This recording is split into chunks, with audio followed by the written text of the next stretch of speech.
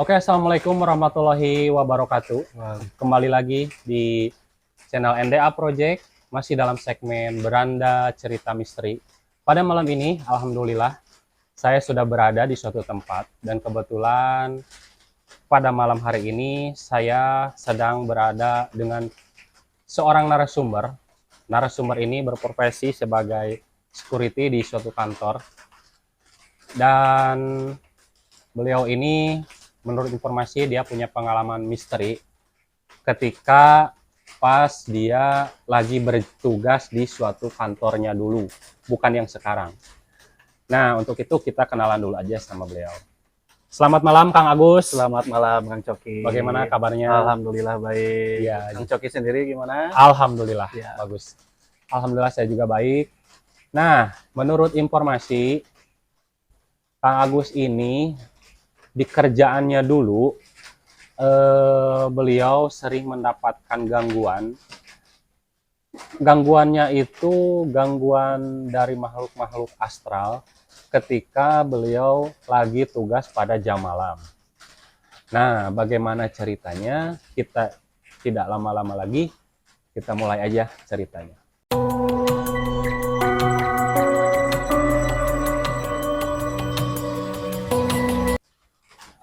Oke, Kang Agus. Menurut informasi, katanya Kang Agus ini pas pertama kali kerja di kantor yang dulu, ya mungkin di kantor yang dulu, katanya Kang Agus itu langsung mendapatkan gangguan dari makhluk-makhluk gaib yang ada di tempat pas pertama kali Kang Agus bekerja. Nah, itu bagaimana tuh kejadiannya? Kisah itu bagaimana? Silahkan diceritakan. Siap ya.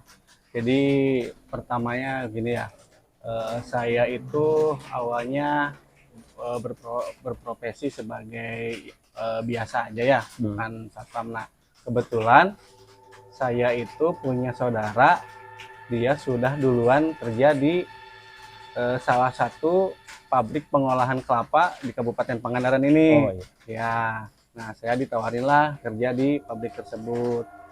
Setelah saya dengar-dengar, ternyata di pabrik tersebut lumayan banyak ada gangguan-gangguan dari makhluk. Dari itu pun saya dengar dari masyarakat sekitar dan dari rekan-rekan kerja. Nah, awalnya saya pertama kerja di pabrik tersebut, kebetulan saya masuk langsung kerja malam. Oh, kebetulannya langsung kerja malam Iya, gitu? betul, langsung kerja malam. Nah, sebelum kita disebar ke tiap-tiap pos, kita ada namanya apel. Nah, apel pengenalan dengan rekan-rekan kerja. Nah, setelah itu kita bubar langsung sama danrunya di briefing, kamu di pos berapa. Nah, kebetulan di pabrik tersebut ada 4 pos. Yang pos pertama itu pos 1 yang di depan. Nah, yang kedua di gerbang yang kedua, pos ketiga yang di belakang dekat perumahan staf, yang keempat kebetulan yang keempat ini deket makam. Oh, jadi ada makam di komplek. Nah, di situ ya? ada makam lumayan gede. Nah, saya itu dikasih tahu yang agak serem itu di pos 4. Yeah. Nah, kebetulan saya langsung disimpan di pos 4. Soalnya di pos 4 itu tidak terlalu banyak interaksi sama orang luar. Jadi saya disimpan di pos 4. Nah, singkat cerita, sekitar jam 10, itu baru jam 10 ya. Lagi duduk nih, lihat-lihat. Lama-lama suasana udah beda. Ke badan udah dingin. Itu kisaran jam berapa tuh? Dari jam 10. Baru jam 10 itu? Baru jam 10 udah hawa-hawanya udah kerasa Udah beda. enak. Iya. Nah, lagi santai duduk sambil ngopi, tiba-tiba kan di pabrik itu atapnya kan dari baja ringan, Hmm. tinggi banget kan. Tinggi banget. Tiba-tiba ada suara pasir, pasir kayak yang dilempar-lempar, serak kayak orang lagi nyapu. Oh iya. Lagi nyapu. Nah, tadinya mau biasa aja gitu ya, kirain apa, lama kelamaan tambah kenceng, srek. Udah kayak gitu langsung kan, kita ada komunikasi di kasih HT ya. Di kasih HT ngontek ke depan ke pos 1. Pos 1 di sini ada yang kayak pasir disapu gitu ya. Nah, kata yang di depan, sabar, mungkin itu lagi perkenalan katanya, kayak gitu. Udah kayak gitu,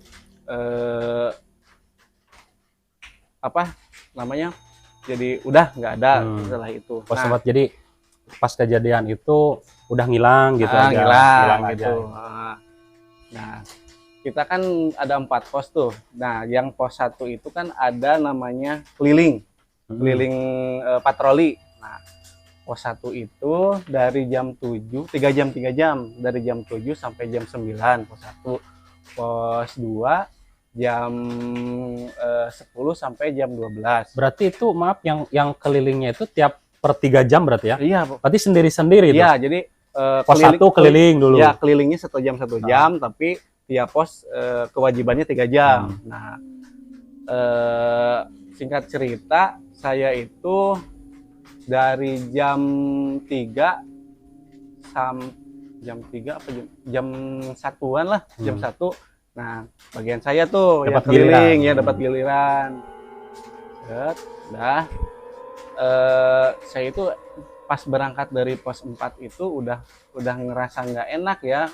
Udah tengah malam, karyawan emang ada yang lembur, tapi jam segitu nggak terlalu produktif lah ya. Kalau karyawan ada yang nyantai, ada yang rokok, ngopi atau apa gitu. Nah, tibalah giliran saya muter kan, jalurnya suka dibalik dari pos 4, 3, 2, 1. Nah, di pos 4 kan ada makam tuh ya, makam gede yang itu. Nah, aku keliling di situ. Pas masuk ke lorong yang pas-pasan makam, pertama ada suara cewek nangis. Itu gitu ya. itu posisi makamnya terbuka apa gimana, kelihatan nggak? Nggak, makamnya tutup benteng. Jadi ditutup sama benteng, tapi di situ kan ada pohon awi-awi yang bambu yang lebat-lebat gitu ya, yang banyak, yang gitu, rindang. yang rindang. Yang pertama ada cewek nangis. Pas masuk tuh, aku mah positive thinking aja ya. Nah, positive thinking, udah agak dalam, langsung ada yang nangis. Nah, dari situ aku udah, hal pertama nih, udah mulai benar-benar nggak enak gitu. Malam pertama, hari pertama kerja udah disuguhinnya kayak gitu. Aku lari lah, kontak temen di HT. Kalau ya bahasa Sundanya mah, tulung gimana nih gitu ya. Panik berarti, panik ya. Teman-teman yang di pos lain kayaknya sengaja gitu, nggak jawab gitu ya. Nggak ngerespon. Nggak ngerespon. Aku tambah lari gitu. Pas ke depan dari pos 4 mau ke pos 3 itu ada pohon jati tapi udah mati, tapi masih ada.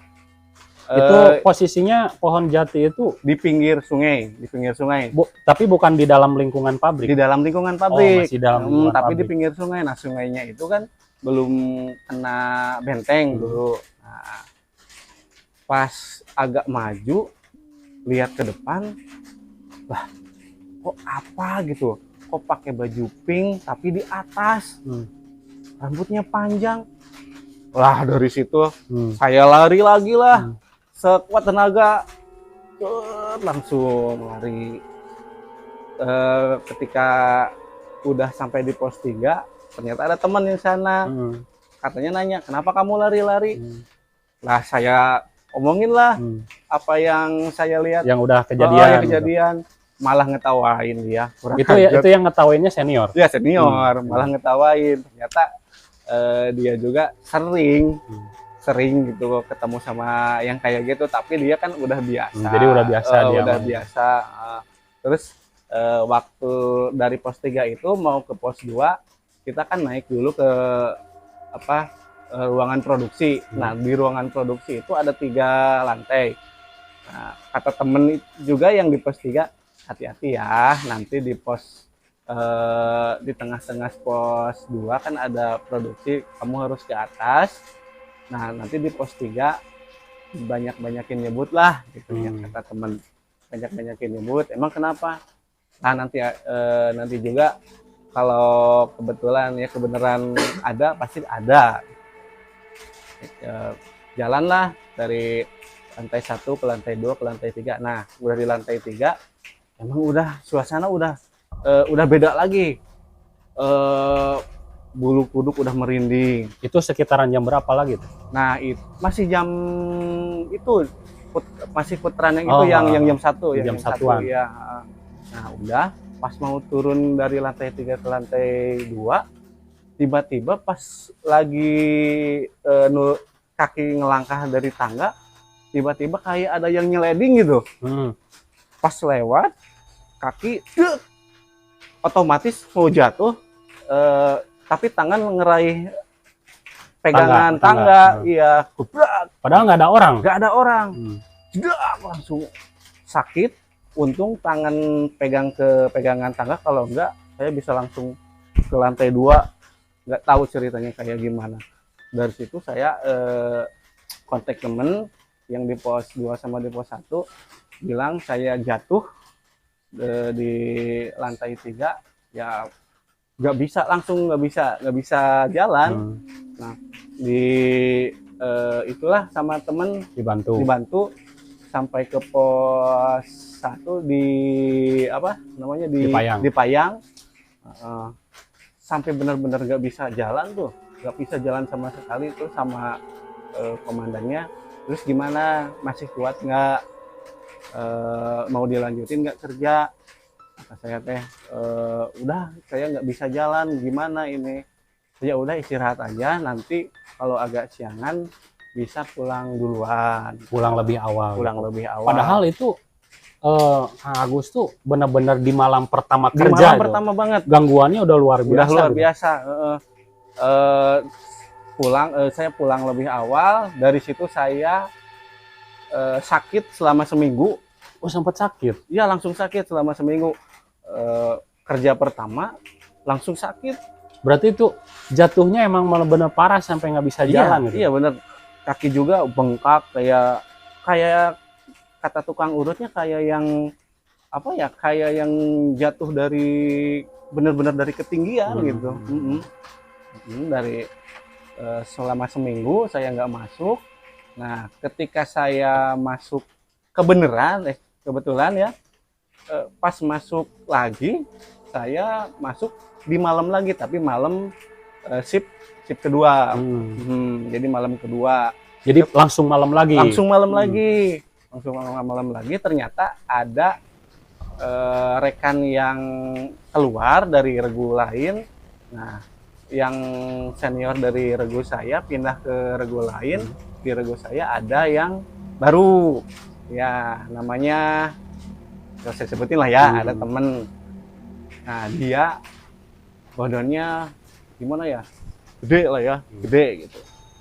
Tapi ternyata dia agak gimana ya? Penakut. Ya, penakut. Nah, kata saya juga dikasih tahu, nanti kalau patroli ke lantai 3 di tengah-tengah pos 3, pos 2, hati-hati aja di produksi. Kok apalagi di lantai 3. Soalnya saya kerasa sendiri sama saya, sampai seminggu nggak masuk di hari pertama kerja. Oh, berarti diingetinnya sama Kang ya, Agus. Kata temanku yang baru itu, wah apa iya? Dia sempat nggak percaya. Nggak percaya, iya. Padahal dia basicnya dari satpam juga, satpam tapi tadinya di perumahan di kota. Dia kalau ke pabrik kan beda lagi cerita ya. Berarti masih baru nih kerja di pabrik mah Di gitu. situ baru. Nah, singkat cerita, dia patroli, dia kan baru dikasih di pos 2 kalau dia di pos 2. Nah, dia pos 2 berarti jam 10, masih jam 10. Nah, dia patroli lah, muter di pas pos 4 dia lolos. Nggak ada tuh, nggak ada yang kemarin waktu pertama saya masuk langsung ada penampakan di situ, dia nggak ada. Jadi dia mah nggak ngalamin di pos 4 itu ya. Ya, udah masuk, dia udah ngontek nih, udah masuk pos 3 nih, mau ke pos 2, mau naik ke produksi. Kata aku teh di HT langsung dipecandain ya, hati-hati kayak gitu ya. Enggak lah, saya mah udah biasa katanya. Berani, dengan gitu. sombongnya gitu ya. Masuklah dia. Pas dia mau naik ke lantai 2, tiba-tiba dia di HT teriak gitu. Woi, Minta tolong. Dia belum naik. Tolong katanya. Nah, teman dari pos 1 langsung sama Danru deketin. Dia lagi nyenderan di tiang kayak gini. Ditanya, "Kunaon?" katanya. "Kenapa?" Aku lihat ada makhluk hitam banget katanya.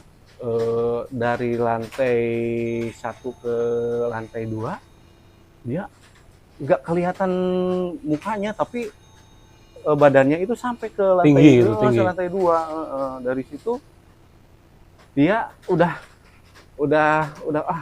nggak mau nih, nggak mau ke atas nih, nggak mau ke atas. Nggak mau ke atas. Kata teman yang di pos 1 sama dandunya, ya udah kesini aja dulu ke pos 1, nanti di ini lagi di patroli keduanya.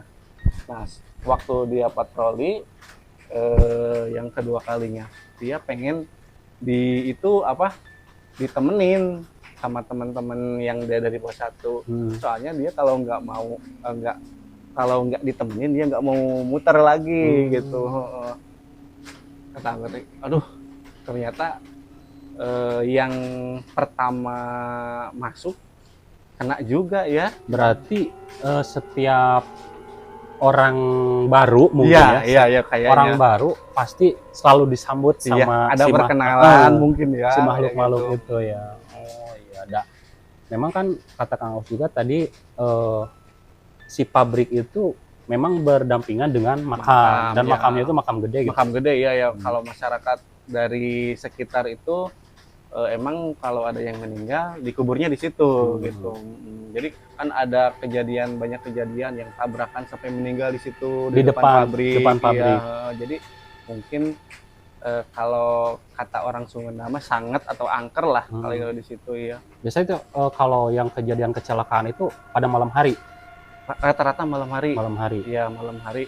Terakhir itu ketika saya masih kerja dulu, waktu ada hari santri atau apa ya gitu ya di Pangandaran, ada yang meninggal, anak santri kan kelindes tronton di situ sampai meninggal. Iya, di situ. Jadi itu anak santrinya lagi jalan iya, lagi jalan dia lagi pawai pulang dari Parigi, dari arah Parigi ya. Di sini si anak santrinya ke tengah mau nyalip, kesenggol sama yang di sini, dia jatuh, masuklah ke situ. Nah, itu juga beberapa hari agak serem di situ. Pas kejadian itu. Jadi agak ada kayak ngelihat anak gitu ya. Ada orang di situ di tengah-tengah gitu. Sering masuk ke pabrik, keluar lagi. Pokoknya berapa hari ya bau amis darah kalau di situ. Iya, jadi sudah ada korban meninggal juga dari kecelakaan itu. Karena biasanya kalau yang kan 2 orang tuh yang meninggalnya itu yang belakang. Kalau yang si supirnya itu katanya kayak lihat ada kayak orang kakek-kakek gitu Mm-mm. tiba-tiba lewat gitu. Sebelum kecelakaan itu terjadi. Gitu, kata yang di depan dia jadi kesenggol sama yang di pinggir gitu. Oke Kang Agus, berarti itu pas eh, Kang Agus lagi apa? Lagi dinas ya, lagi Ya. shift malam. Pernah nggak ngalamin apa? Itu kan yang banyak yang kecelakaan juga ya, banyak Betul. yang kecelakaan. Nah, dari kejadian-kejadian gangguan-gangguan gitu kan, itu ke apa?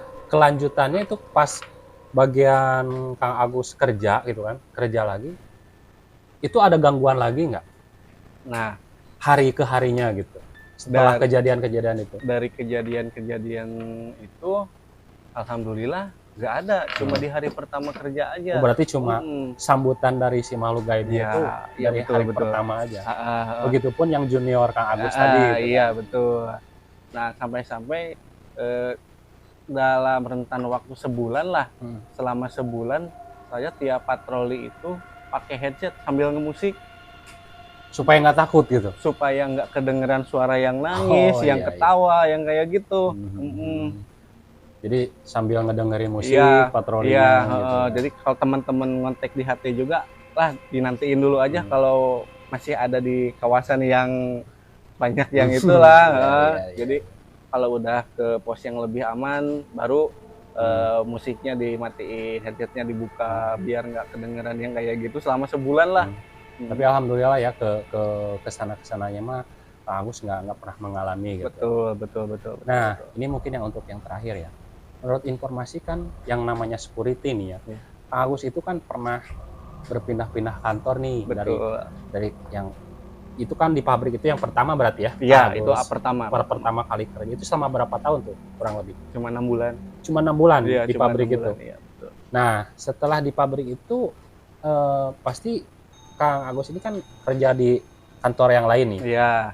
Nah, ada nggak kejadian yang seperti itu mengalami gangguan? Nah, setelah saya resign dari pabrik tersebut, saya kerja di salah satu provider telekomunikasi yang merah lah, si merah. Masih di Pangandaran? Masih di Pangandaran. Kantornya itu di Parigi, di Parigi. Nah, selama di Parigi, alhamdulillah nggak ada kejadian apapun. Nah, berapa tahun, udah 1 tahun lebih lah kerja di provider itu. Nah, dia buka kantor baru di Pangandaran, di depan terminal Pangandaran. Nah, kebetulan kantor itu ada 3 lantai. Nah, lama nggak diisi. Nah, baru lagi sekitar 3 tahun 4 tahunan nggak diisi. Nah, kebetulan saya yang dipindahin untuk jaga di kantor tersebut. Nah, singkat cerita, di kantor tersebut kan belum ada fasilitas kayak TV, kayak komputer atau apalah. Jadi emang benar-benar baru, tapi harus tetap dijaga. Gitu. Berarti benar-benar masih kosong. Masih kosong, cuma ada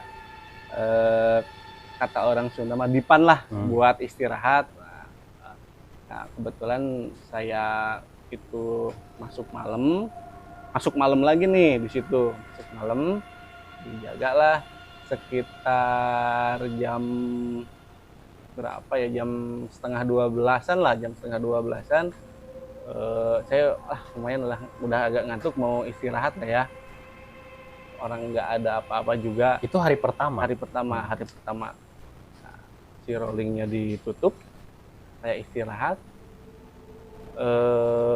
Nggak lama saya itu agak tidur gitu ya. Nggak lama kemudian kayak ketindihan, erup-erup lah kayak ya. Oh iya. Erup-erup kayak gitu. Jadi nggak bisa napas, kayak gimana, mau buka mata pun susah gitu. Pas ngebuka mata dikit-dikit ngelihat makhluk hitam lagi. Yang dari lantai 1 sampai kalau dilihat sampai lantai 3 itu kepalanya nggak muncul, nggak kelihatan, cuma ada kaki sama tangannya aja. Jadi dari sini ke atasnya tuh nggak ada. Berarti saking tingginya. Saking tingginya sampai lantai 3 itu. Dari situ udah baca-baca kayak ayat kursi, ya, Qul falak binas, kayak Al-Fatihah juga dibacain gitu. Tapi belum bisa sempurna gitu bangunnya. Tetap kelihatan sambil merem lagi baca, udah agak apa? Ringan gitu. Udah agak ringan, bisa buka mata. Pas dibuka mata udah nggak ada. Badan udah keringetan, baju kayak abis lari-lari ngeliling lapang bola yang gede.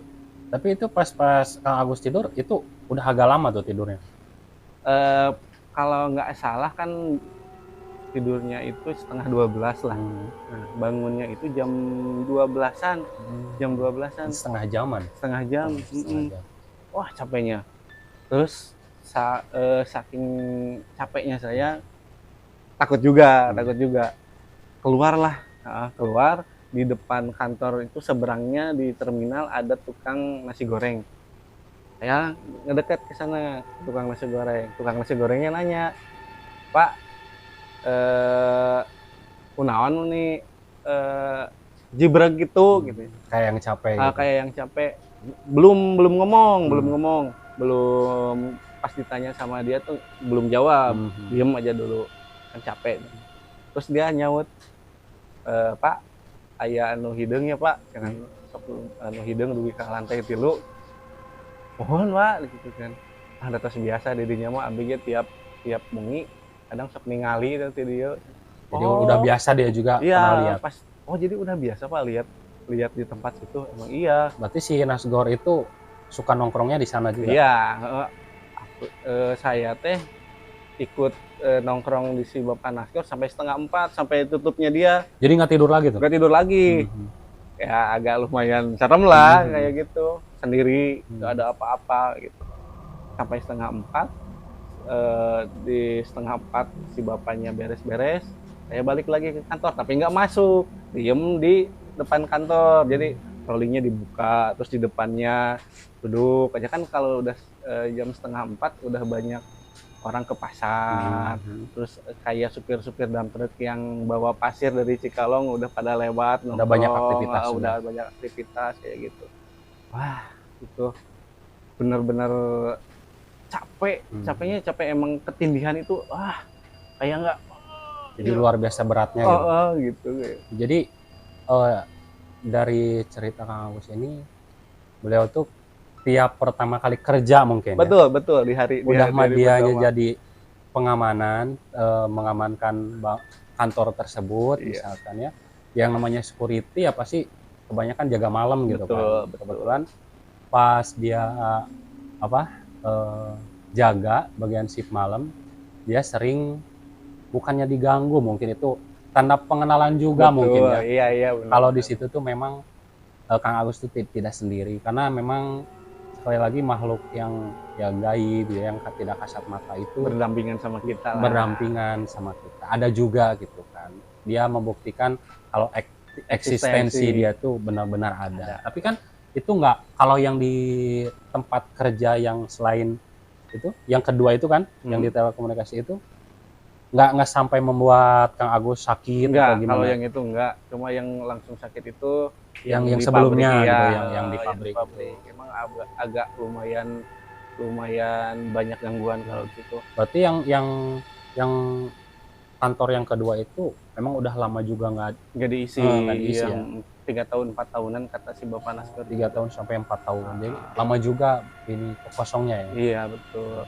Setelah ada penampakan seperti itu, malam selanjutnya alhamdulillah nggak ada. Ya, sama kayak yang di situ juga. Iya, betul. Jadi cuma pas hari pertama aja. Betul. Gitu. Di hari pertama kerja aja. Karena saking lama kosong, terus ada orang tiba-tiba ngejagain itu ruangan, itu bangunan, mungkin dia juga ya dalam tanda kutip bisa keganggu atau gimana. Betul. Yang tadinya kan nggak ada orang sama mungkin sekali. sayanya nggak permisi atau gimana, mungkin bisa juga itu bisa kayak gitu. Ya, yang intinya kalau yang namanya makhluk gaib itu pasti ada lah, dan mungkin lebih banyak daripada kita gitu. Nggak kelihatan aja sama kita Cuma lah. ya yang nggak kelihatan aja. Cuman untuk yang profesinya security kayak Kang Agus ini, dan mungkin banyak juga ya security di luaran sana juga yang mungkin mempunyai pengalaman yang sama Betul, juga. betul. Ya karena ya itu kerjanya juga sampai malam, shift malam, dan setiap security itu memang nggak biasanya kan shift-shiftan ya. Iya, betul. Ada yang sampai sore, dan kebetulan Kang Agus ini pengalamannya pas shift malam Shift ya, malam dan pertama. dan Di selalu hari pertama. di hari pertama. Iya, betul. Oke, mungkin untuk sahabat Enda Project di segmen Beranda Cerita Misteri kali ini itu sepenggal kisah dari Kang Agus ya, dari kisah-kisah misterinya, pengalaman real, pengalaman yang sudah dialami ketika beliau kerja di yang satu tadi di pabrik dan yang kedua di kantor telekomunikasi. Ya, itu sungguh-sungguh menarik, dan mungkin bisa diambil hikmahnya juga, bisa diambil yang bagus-bagusnya, dan bisa jangan diambil yang jelek-jeleknya. Intinya di tiap video Beranda Cerita Misteri ini, intinya mungkin pelajarannya bagi kita, yang namanya makhluk gaib itu, makhluk yang tak kasat mata itu pasti selalu ada. Oke, semuanya terima kasih Kang Agus telah bercerita di malam hari ini, telah mengisi podcast Beranda Cerita Misteri malam ini. Saya mengucapkan terima kasih. Terima kasih kembali. Untuk itu kita usai saja podcast pada malam ini. Wassalamualaikum warahmatullahi wabarakatuh. Waalaikumsalam warahmatullahi wabarakatuh.